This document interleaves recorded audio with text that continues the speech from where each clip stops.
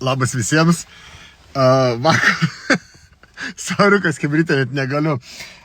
Vakar celofanas garsiai pasiskelbė, kad sukūrė dirbtinį intelekto įskiepį teisinėms paslaugoms.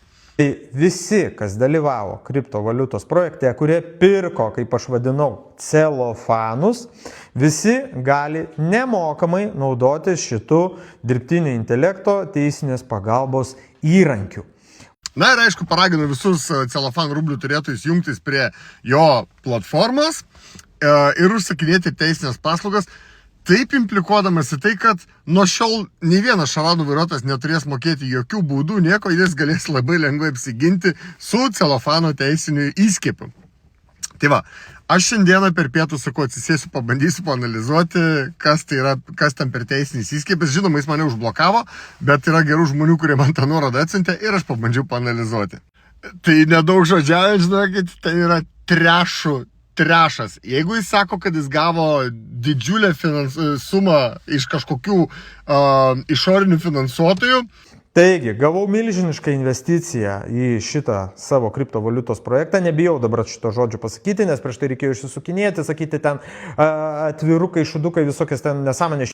Tai aš turiu nuliūdinti finansuotojų investuotojus, nes šitas recidivistas nepasivargino net nusipirkti frontendo.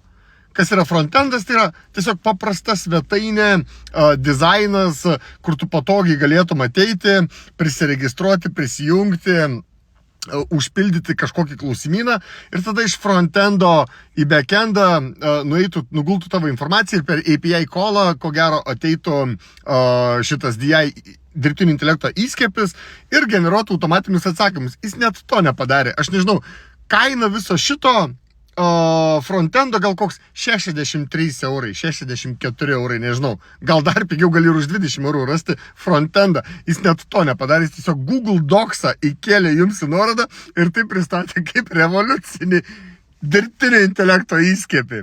Dar be viso to, šitame dirbtinėme intelekto įskiepyje yra toks klausimas, kaip skubiai jums reikia atsakymo.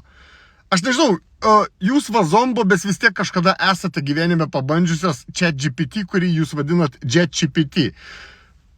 Atsimenat, kaip greitai jums sugeneruoja tą atsakymą, bet kokį atsakymą greitai sugeneruoja. Tai kokiu būdu čia dabar pas celofano šitas dirbtinis intelektas gali užtrukti net iki 30 dienų, nes ten yra nurodyta pasirinkti nuo 30 dienų iki ten, sakykime, labai skubu. Tikėtina, kad jeigu labai skubu, daugiau celofan rublių kainuos tas reikalas.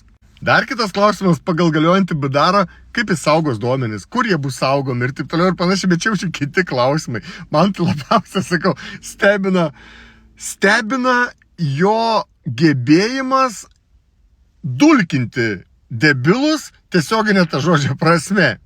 Jeigu labai tiesioginė analogija į jo šitą dirbtinį intelekto įskiepį išvesti, tai sakyčiau tas pats, kas aš paimčiau prailgintuvą, įkiščiau į rozetę, į prailgintuvą įkiščiau lemputę ir visiems sakyčiau, aš pastačiau elektrinę. Va, koks šitas dalykas bus. Tai va, kai celofanas sako, kad jis sukūrė kažkokį tai revoliucinį dirbtinį intelektą, tai aš jums galiu pasakyti labai paprastai ne. Celofanas tiesiog Google dokumentuose renka jūsų asmeninį informaciją ir paskui pats rankiniu būdu, ko gero per ChatGPT apdoros tą informaciją ir už tai iš jūsų ims jūsų pačių nupirktus celofano rublius. Ir jeigu jūs iš viso šito produkto tikitės kažkokios labai profesionalios teisinės pagalbos, tai aš turiu jūs nuliūdinti ne. Nes ko gero, kad visas šitas jūsų užklausas apdoros tokie individai, tokie recidivistai kaip celofanas, Lobovas ir kiti su ChatGPT pagalba. Ir čia tik tai pradžia. Aš sakau, aš čia Baltarusijoje gavau kalną pinigų ir dėl to padarėm tokį dalyką.